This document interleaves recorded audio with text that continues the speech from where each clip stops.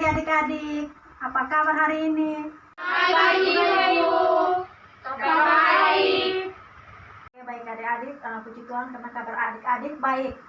Jadi sebelum kita memulai kegiatan bimbingan kelompok hari ini, kita awali dengan doa. Jadi Ibu minta salah satu dari adik-adik untuk memimpin kita dalam doa.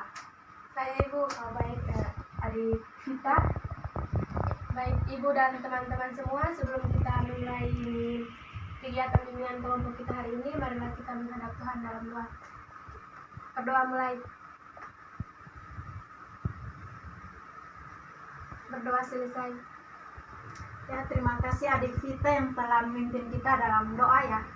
Oke nih, di sini apakah adik-adik pernah mengikuti kegiatan bimbingan kelompok atau pernah mendengarkan namanya bimbingan kelompok dari adik-adik semua nih? Atau ada yang pernah dengar atau pernah mengikuti? Pernah dengar sih Ibu, tapi belum pernah ikut Ibu. Yang lain? Belum pernah dengar Ibu. Oh, berarti ini ada yang pernah dengar tapi belum pernah mengikuti, dan ada juga yang belum pernah dengar dan pastinya belum pernah mengikuti ya. Ada di bimbingan kelompok ini nih, kita mempunyai asas-asas yang harus kita taati atau kita patuhi. Yang pertama itu asas kerahasiaan, yaitu apa yang kita bahas pada hari ini, jadi cukup ibu dan adik-adik yang tahu. Yang kedua itu asas keterbukaan, di mana di bimbingan ini kan nanti ibu akan memaparkan materi. Di sini mungkin adik-adik pernah punya materi ini ada berkaitan dengan masalah adik-adik, jadi adik-adik terbuka saja dengan ibu dan teman-teman adik, karena kita sudah punya asas kerahasiaan. Jadi masalah ataupun sesuatu yang adik-adik alami itu tidak akan bocor ke luar begitu. Yang ketiga itu asas kesukarelaan. Di mana asas kesukarelaan ini? Ibu berharap adik-adik datang ke sini mengikuti kegiatan bimbingan kelompok ini secara sukarela tanpa ada paksaan dari orang lain. Apakah adik-adik mengerti? Mengerti Ibu. Oke. Di sini bimbingan kelompok sini ibu mengambil topik tentang bahaya mengonsumsi alkohol atau dampak mengonsumsi alkohol. Tujuannya di sini agar adik-adik semua tahu bagaimana dampak bahayanya dari mengonsumsi alkohol tersebut. Baik, dari penjelasan ibu ini apakah ada yang belum adik-adik pahami atau mau adik-adik bertanya? Yang mau bertanya santai, kita di sini kan hanya diskusi. Jadi mungkin adik-adik punya mau ada yang beberapa hal tadi yang ibu sampaikan belum adik-adik pahami, supaya ibu bisa mengulangi kembali sebelum kita masuk ke tahap lebih lanjut. Seperti itu. Tidak ada Ibu. Baik, kayaknya kayak kurang rileks ya ini. Bagaimana kalau kita main game? Ya Ibu. Kalau soal game pasti suka nih. Di sini sudah pernah ikut game udara darat laut? Belum Ibu. Di mana kalau ibu sebut udara harus menyebut hewan-hewan yang berkaitan dengan udara, misalnya kayak burung yang bisa terbang. Kalau laut itu seperti ikan atau semacam jenis ini hewan laut. Udang, kepiting. Itu sudah, itu kan bisa juga laut toh. Dan kalau darat itu seperti hewan-hewan babi apa semuanya. Tapi ini durasinya cepat ya. Ya Ibu. Oke, kita pakai tepuk tangan saja ya. Jadi nanti pas tepuk tangan sampai 3 kali ibu langsung tunjuk, misalnya ibu tunjuk udara, langsung jawab. Ya Ibu. Itu tidak boleh berpikir, dia ini butuh kecepatan dan ketepatan. Oke, mulai ya. Ya Ibu. 1, 2, 3. Udara darat laut, udara darat laut, udara darat laut, udara darat laut. Kalah. Jadi berarti apa yang binatang laut? Ikan. Oke, ulang ya lagi 1 kali. Ini butuh kecepatan ya. Butuh konsentrasi, butuh kecepatan. Oke, ulang ya lagi 1 kali ya. Ya. Udara darat laut, udara darat laut, udara darat laut. Udara. Oke, berarti agak sedikit tepat ya, walaupun masih sempat berpikir. Oke, bagaimana? Sudah sedikit relax dari game ini? Sudah, Ibu. Jadi kayak santai saja, ini kan bimbingan toh. Jadi ibu hanya mau menyampaikan informasi yang ibu dapatkan toh. Jadi nanti kita ada sesi sharing begitu.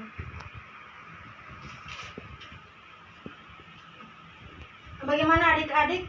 Apakah sudah siap untuk melanjutkan ke sesi berikutnya atau ke tahap inti di mana sini mau memaparkan materi.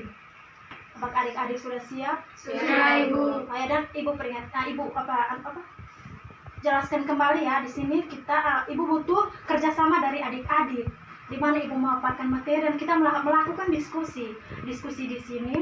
Adik-adik juga harus aktif ya, supaya kegiatan kita ini bisa berjalan dengan lancar. Bagaimana? Bisa Ibu. Ya baik, kita langsung ke tahap intinya ya. Ya, langsung ke Ibu. Baik, di sini Ibu dapat memaparkan materi tentang dampak mengonsumsi alkohol atau bahaya dari alkohol. Tapi sebelumnya Ibu lupa ya bagikan ini ada leaflet media Ibu gunakan. Nanti adik-adik bisa baca dari ini kalau mungkin informasi yang Ibu tampilkan di PowerPoint itu belum terlalu lengkap. Kan di leaflet ini Ibu sudah rangkum semua materinya.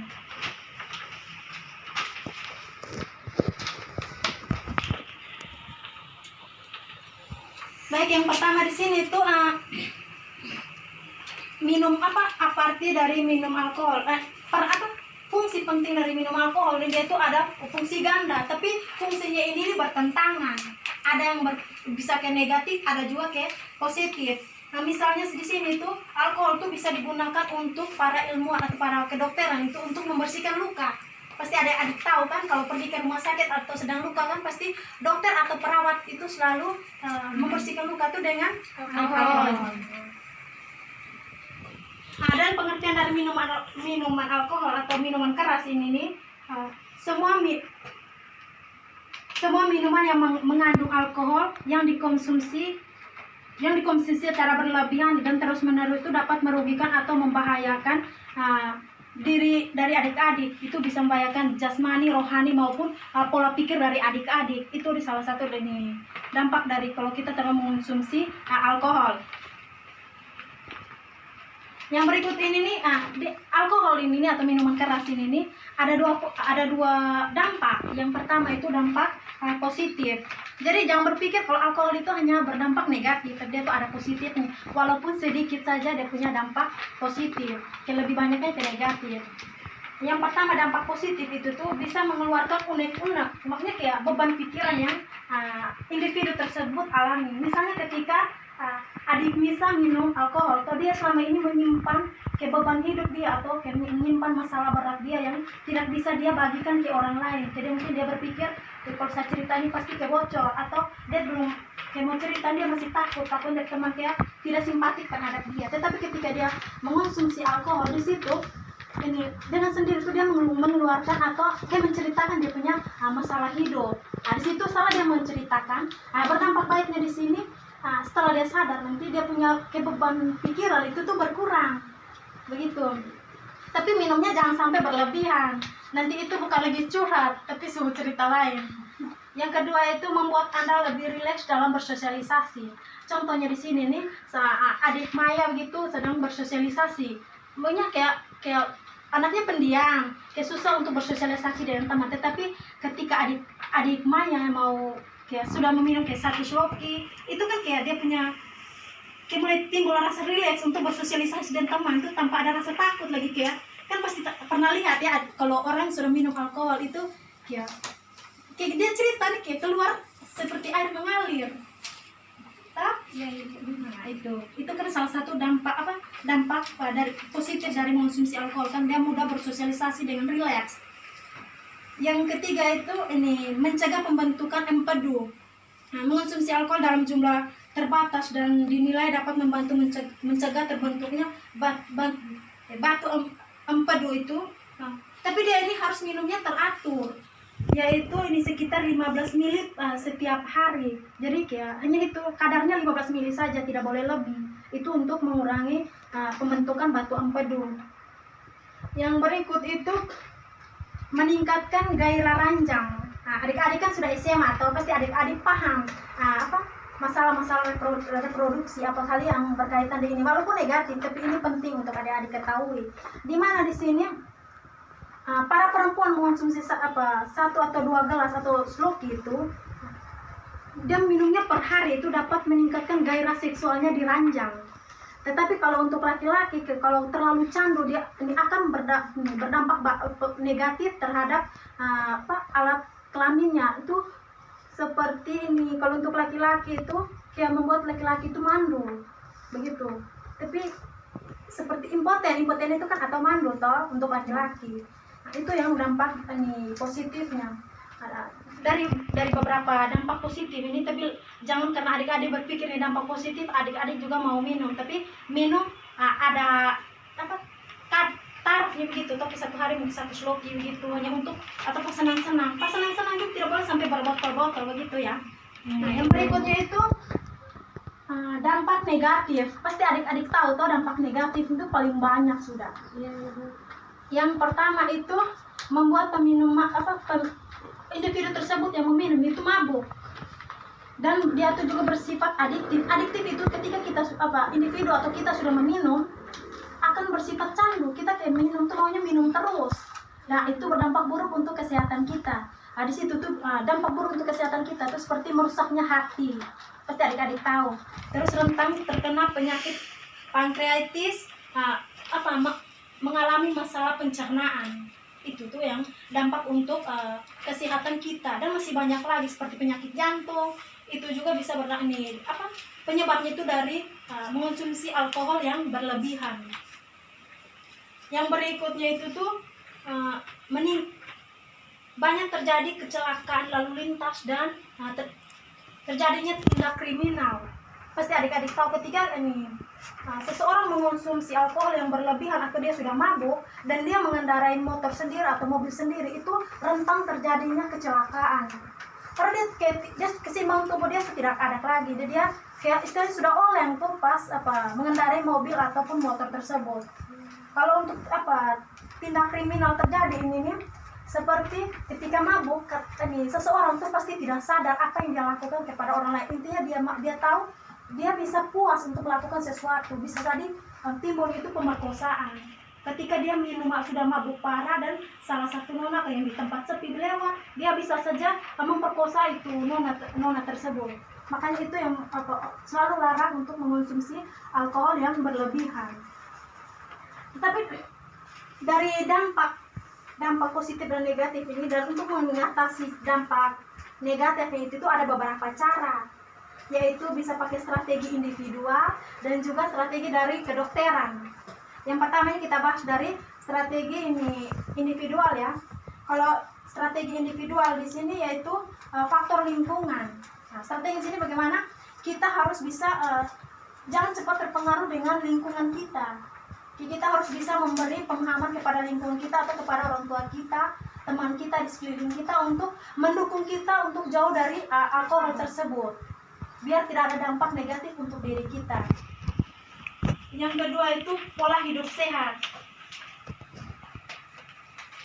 Pola hidup sehat di sini tuh adik-adik bisa makanan 4 sehat 5 sempurna, bisa juga olahraga. Itu salah satu cara untuk menghindar dari dampak dari mengonsumsi alkohol yang berlebihan. Yang ketiga itu untuk menghindar dari kita pecandu alkohol atau untuk minum minuman keras ini, kita bisa lakukan kegiatan lain, kegiatan yang berpositif. Misalnya ketika teman-teman dari adik-adik mengajak adik-adik untuk minum minuman alkohol tuh, kalau di timur sini biasanya sopi ya, sopi moke ya. Nah itu, jadi tidak apa-apa, itu pasti adik-adik juga pernah lihat ini sopi toh, dan pernah tes? Belum. Semoga sejalan ya. Jadi ketika teman-teman atau adik-adik ada yang ajak untuk minum, adik-adik coba untuk menghindar, atau bila perlu adik-adik mempengaruhi mereka, seperti mengajak mereka untuk berolahraga atau pergi ke refreshing yang jauh dari mereka keinginan untuk meminum. Karena ketika mereka mengajak untuk, misalnya kayak saya ajak teman ini, adik kita ya lah, kita ini pergi minum sopi ya, adik kita langsung mengatakan, bagaimana kalau kita pergi refreshing saja. Nah itu salah satu kita untuk mencegah kita untuk ikut dalam mereka minum alkohol tersebut. Ibu, tapi kalau ibu tak memaksa, itu tuh nanti kita harus bisa semampu kita lah untuk kayak menghindar dari mereka. Tapi bukan berarti kita bilang mereka itu jangan, tapi kan kadang-kadang orang tidak akan percaya. Tetapi kita harus ajak mereka kegiatan yang positif supaya kita tidak terpengaruh di situ. Ada yang selain dari kayak berolahraga bisa juga dilakukan dengan yoga, meditasi. Itu salah satu cara untuk menghindar atau mencegah terjadi ini ya, kan sudah candu, jadi untuk bisa mencegah penyakit-penyakit yang diderita yang akibat dari mengonsumsi alkohol. Yang kedua itu bisa mengatasi ini itu dari pihak kedokteran itu bisa kedokter selalu memberi kita obat untuk menghindar dari ini, pengobatan yang menghindar dari ini mengonsumsi alkohol itu tuh seperti detoksifikasi. Yang kedua itu di sini juga kedokteran juga bisa memberikan dengan konseling dan terapi perilaku. Pasti adik-adik tahu ya ini konseling atau terapi perilaku. Di sini kan ketika kita sudah candu atau seseorang sudah candu itu bisa dilakukan dengan melakukan konseling atau terapi perilaku. Ibu bukannya kalau melakukan untuk memberikan konseling itu harusnya guru BK Ibu, kenapa harus dokter Ibu? Ini maksudnya di sini bukan dokternya yang melakukan konseling atau terapi perilaku, tetapi kedokteran hanya kayak menyuruh begitu, kayak mengalih tangan kasus kan begitu. Ketika mereka tidak bisa, karena pihak yang berhak untuk melakukan konseling itu kan lebihnya ke konselor. Dan juga terapi itu kan lebih kayak ini konselor ataupun bagian psikologi ya untuk melakukan terapi tersebut. Ya, sekian materi yang Ibu paparkan. Terima kasih. Tapi jangan karena Ibu bilang terima kasih mau pulang ya. Belum, kita punya ini masih kegiatan masih berlanjut ya. Oke, nah tadi beberapa materi yang telah Ibu paparkan. Jadi di sini kita masuk ke ini diskusi ya. Dari sini Ibu minta kerjasama dari adik-adik. Kalau memang ada yang adik-adik mau bertanya atau adik-adik mau sharing, silakan sharing atau silakan bertanya. Karena di sini kan ada teman-teman yang mungkin punya pengalaman atau pernah melihat orang yang candu dari ini alkohol. Jadi relax saja kalau adik-adik mau sharing. Ibu beri kesempatan untuk adik-adik mau bertanya ataupun mau sharing. Angkat tangan ya kalau yang mau sharing ataupun mau bertanya. Ibu jadi cuma mau sharing sedikit Ibu ini. Jadi saya itu waktu masih SMP punya satu teman laki-laki juga Ibu ini, kebetulan rumahnya dekat. Dia itu setiap hari mengonsumsi alkohol Ibu. Jadi pada akhirnya ini paru-paru itu menghitam. Jadi sampai akhirnya dia masuk rumah sakit dan meninggal Ibu. Itu karena pasti sudah terlalu candu dengan alkohol toh. Ya, apalagi umurnya kayak masih kecil, istilahnya paru-paru belum terlalu kuat, jantungnya belum terlalu kuat untuk terima ini. Karena zat alkohol itu zatnya keras sekali. Dan dia itu kalau satu kali minum kita akan kecandu. Apalagi kalau kita tidak tahu cara untuk menghindar, begitu. Atau cara mengobati kita punya kecanduan itu tuh bisa berdampak seperti yang telah adik kita sharingkan tadi. Jadi ini salah satu pengalaman dari pengalamannya adik kita untuk kita semua, untuk kita belajar dari pengalaman tersebut, untuk kita beritahukan kepada bapak, saudara kita, teman kita ataupun adik kita untuk menghindar dari ini namanya alkohol, karena itu dampaknya bahaya sekali untuk kesehatan kita dan juga itu berdampak buruk juga untuk orang di sekitar kita, karena ketika kita sakit bukan hanya kita saja yang merasakan, tetapi orang di sekeliling kita yang juga merasakan. Kayak mereka juga ada rasa kesian dengan kita, apalagi kalau sampai seperti pengalaman teman adik kita tadi ya yang sampai meninggal. Itu kan salah satu orang tua itu pasti stres sekali karena anaknya, mungkin anak satu-satunya itu meninggal. Itu jadi satu pengalaman untuk kita ya. Dan kalau bisa adik-adik bisa ceritakan ke teman-teman atau ke saudara adik-adik untuk berhentilah mengonsumsi alkohol, tapi sayangilah diri kita. Bagaimana mungkin ada adik-adik lain yang ingin bertanya atau punya pengalaman dari teman-teman dari adik-adik nih yang suka mengonsumsi alkohol atau suka mengajak adik-adik untuk minum, bisa di-sharing, anggap saja ini kita nih kayak teman begitu. Bagaimana adik Monica? Tidak ada. Adik Maya, Lisa. Pas apanya? Pas di hati. Oh, pas dia. Kan masa ibu tanya ada pertanyaan pas ibu pas apanya? Ini kan tidak ukur bagian toh. Poin dari semua kita telah melakukan diskusi toh, dan adik-adik juga sudah memahami, dan salah satu adik kita juga tadi telah men-sharing pengalaman dari ini adik toh. Baik, sekarang ini kita masuk ke tahap akhir. Di sini ibu minta dari adik-adik ini untuk memberikan pesan atau kesan dari adik-adik selama mengikuti bimbingan kelompok ini. Bagi adik-adik yang mau memberikan pesan atau kesan, ibu persilakan. Punya pesan apa saja mungkin dari cara ibu mengajar ataupun pesan dari materi yang kalian harapkan. Oh ya, bagaimana Kalau dari adik? saya punya kesan dari materi yang ibu bawa tadi itu bagus, dan dari yang ibu materi saya bisa pulang terus bertahu di teman keluarga supaya mengurangi alkohol, minum alkohol nanti mempengaruhi kesehatan saya. Itu mungkin ada adik-adik yang lain. Santai sa. Yang berapa ini kan belum dengar suara toh. Cerita sa. Mungkin lihat ini kan hanya beri pesan ataupun kesan kalian. Atau lebihnya kayak kesan selama terima materi, mungkin ada yang kurang, atau pas kalian dengar materi ini ada rasa sesuatu begitu. Kasih tahu sa. Nggak saya. Oh ya, ada adik Elizabeth. Terima kasih Bu. Dari saya kesannya, saya tuh dapat mengetahui dampak dari alkohol. Ada dampak positif dan negatifnya. Kalau positif sudah dijelaskan kalau kita harus mengajak teman. Kalau kawan sudah ajak kita minum alkohol, berarti kita harus mengalihkan ke yang lain, seperti ajak ke refreshing, ke tempat refreshing. Kalau negatifnya itu tuh bisa berdampak pada kecelakaan. Sudah ya, terima kasih. Terima kasih ya adik Elizabeth. Oke, ini atau ada yang lain mau memberikan pesan atau pesan? Saya ibu. Baik, adik Yevita.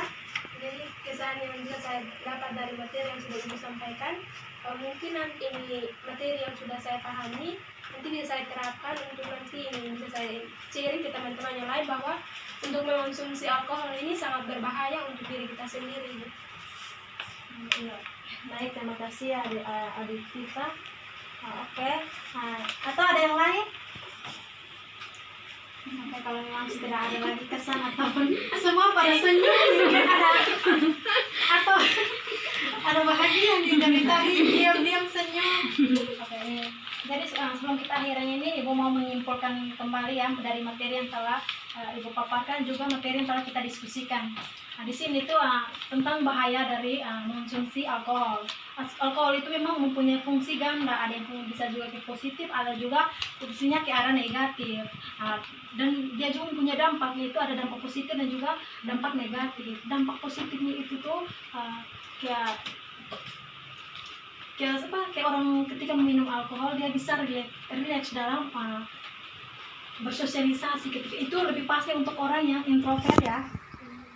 Kalau ini untuk negatifnya itu pasti lebih banyak, misalnya timbulnya ini kecelakaan lalu lintas, ini tindak kriminal seperti pemerkosaan, dan juga bahaya untuk kesehatan itu seperti penyakit jantung ataupun beberapa penyakit lain yang diakibatkan dari alkohol.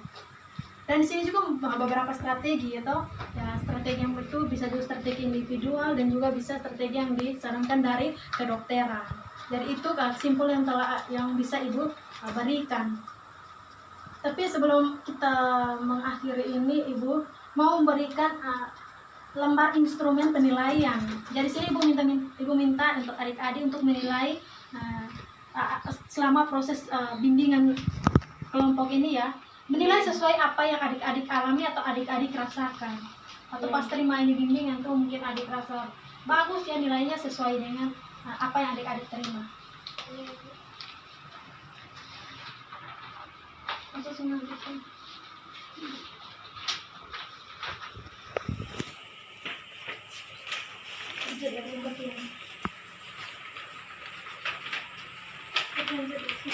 Apa apakah adik-adik sudah mengisinya? Sudah, Ibu. Ya, Ibu kumpulkan lagi ya. Ibu leaflet kita kan boleh bawa pulang kok. Oh iya ya, leaflet dibawa pulang saja. Itu salah satu Kenang-kenangan.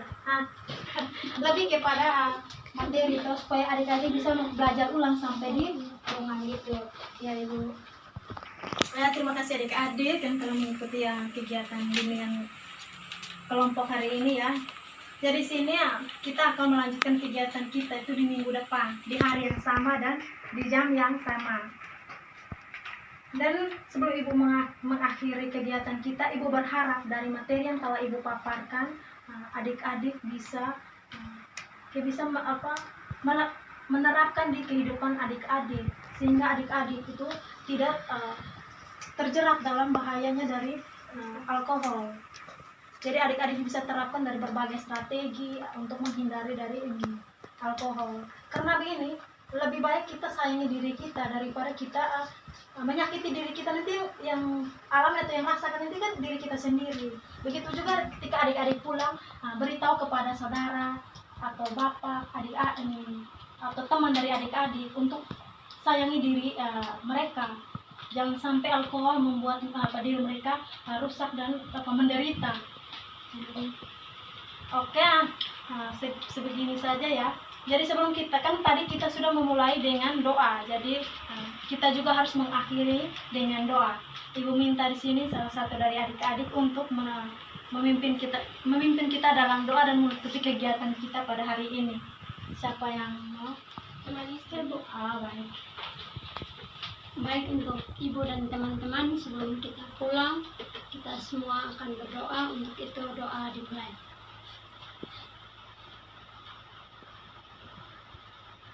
Doa selesai. Amin. Terima kasih ya adik Nisa yang telah memimpin kita dalam doa. Jadi terima kasih untuk semuanya karena sudah mengikuti kegiatan bimbingan dari kegiatan bimbingan yang Ibu laksanakan. Dan terima kasih karena adik-adik sudah sukarela datang untuk mengikuti kegiatan Ibu. Semoga kalian pulang dengan selamat ya, tidak boleh singgah-singgah ya. Selamat pagi, Ibu. Selamat pagi semua. Selamat pagi, Ibu.